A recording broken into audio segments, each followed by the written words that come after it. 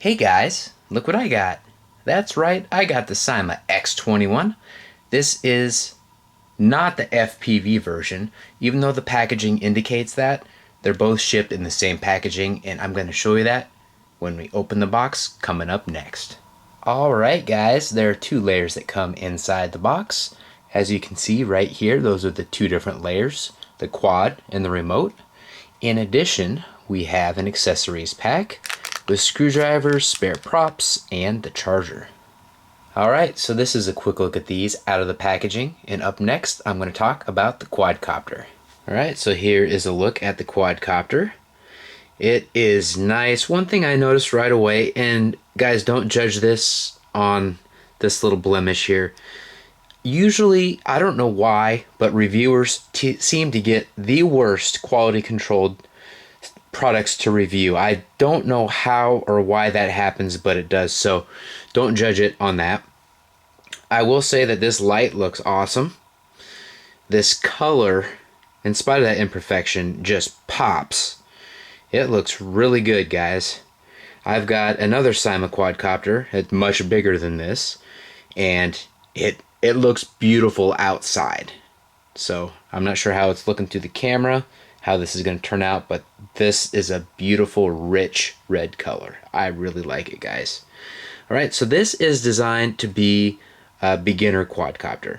This comes equipped with prop guards on there. Obviously the price point, check the link in the description, is really low.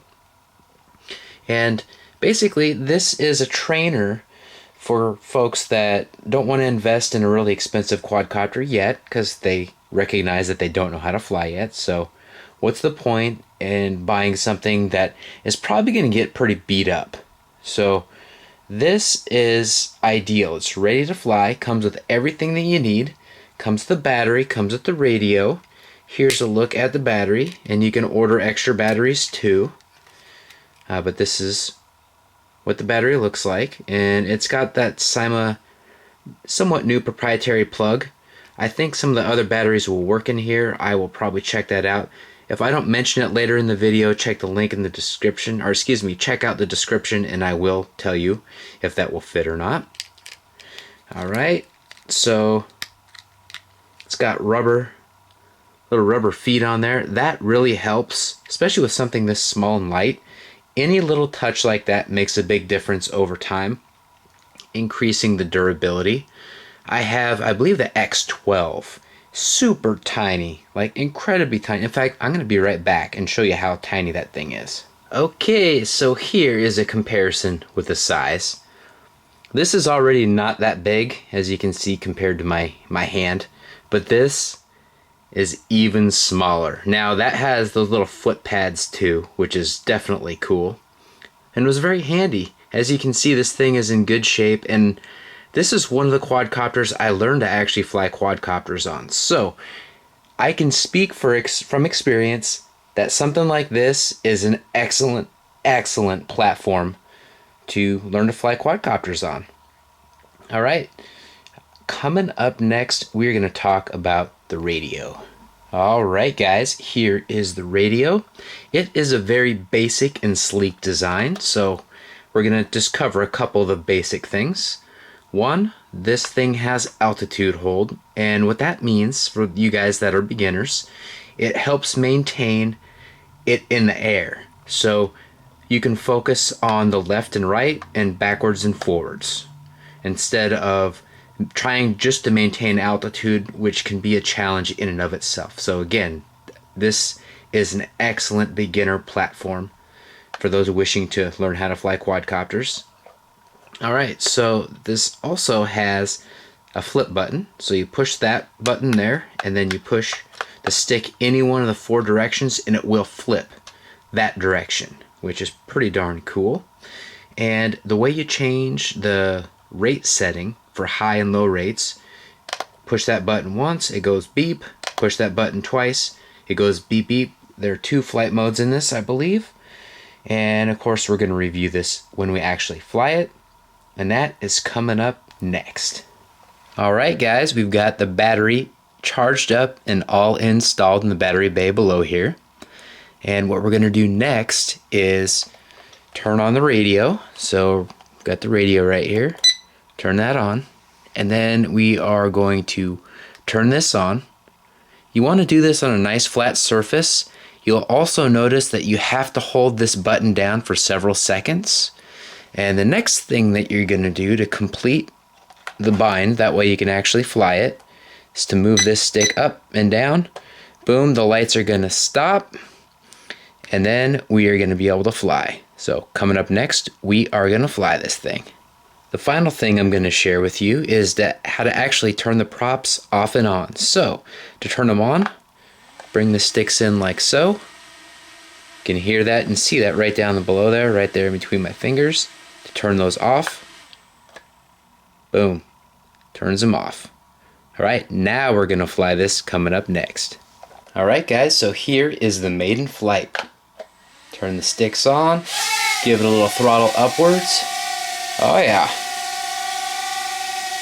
Altitude hold is working great. Look at that. Hands free, guys. It is just holding steady. I'm not even doing anything directionally. Pull that back a little bit. Still, altitude hold is working awesome. We only have so much flight time on this battery, so let's get testing a couple things. Yaw is not bad. A beginner, you don't want to have too much yaw. This is in the first flight mode, by the way, so you don't want a ton of anything in the first mode. I want to give the folks a chance to adjust to it. Alright, let's try to go into flight mode number 2. Right, so we got 2 beeps. So yeah, we're going to have a lot more control, and this is for when you get the basic hovering down. So you get into this. This will also help for when you're flying outside. You'll have more control to deal with wind, which is very, very important. Alright, let's check the yaw. Maybe just a touch faster than the other one, in the first flight mode rather, but not incredibly fast, but that's okay. You don't really need that. This thing, it feels good, feels locked in, feels like the gyros are doing what they need to do. And let's see what we're gonna do with our flips. Let's move away a little bit. Right, let's see what a flip does for us. Oh yeah, that's a nice tight flip. Let's try one towards the front. Yes, looking good. Alright, let's try a back flip, just for fun. Wow, I love this, guys. Look at that. Thing is doing great. Those lights are really bright. I'm not sure how they're looking through the camera, but they are nice and bright in person. Alright, so let's switch it back into flight mode number 1 and see how the flips are in that mode, because some of you are going to want to stay in there. Let's check the flips. Oh yeah. Still nice good flips in flight mode number 1. Yep, no difference in flips really. I like flight mode number 2, so let's get back into that. A little more fun.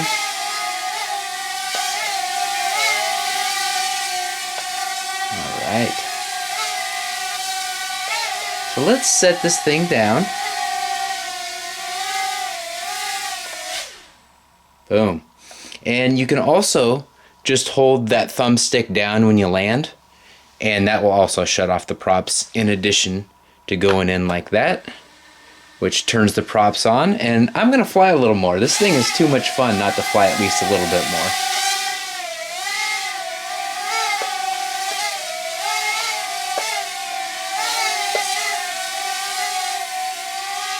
Oh yeah.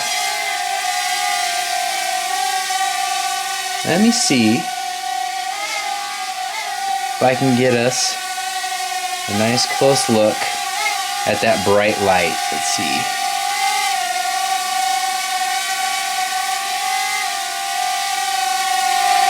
There we go. Hopefully you got a nice look at that, guys. Let's kind of tricky to keep my eye on the monitor, camera monitor, and this thing at the same time. But this thing is really easy to fly, and it will make a great first time quadcopter. I'm just ripping around in here having fun. Okay. I'm just going to shut it down because I don't want to accidentally crash it before I can take it outside and give it a nice test outside. But coming up next, we're going to do a pros and cons and wrap up this unboxing, Maiden Flight and review. This is a look at it in the dark, guys. Alright guys, we're going to do our pros and cons here. We are going to start out with the pros. This thing flies great. It is the ideal platform for a beginner.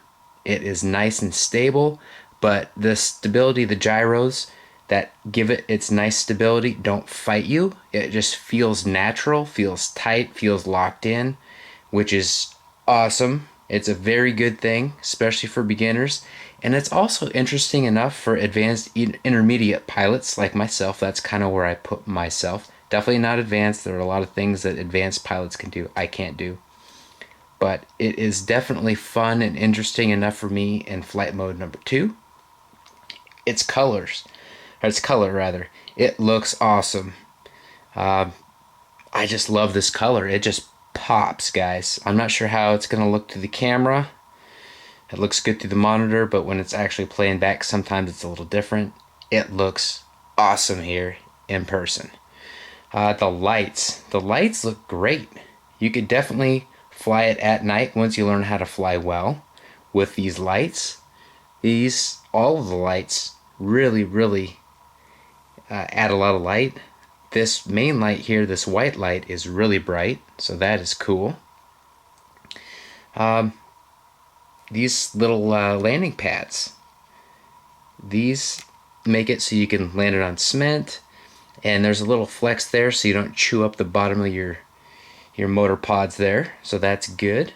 As far as the cons go, some of them are just this quadcopter specific, meaning the one that I received. Like this little blemish here, most people aren't going to have that. I don't think I've ever received a quadcopter out of the, 40, 50 or so that I've had. I don't think I've received a blemish quite like that. So this is a unique roll of the dice right here. So yours is not going to have that. I'm almost positive of that. That's really the main con.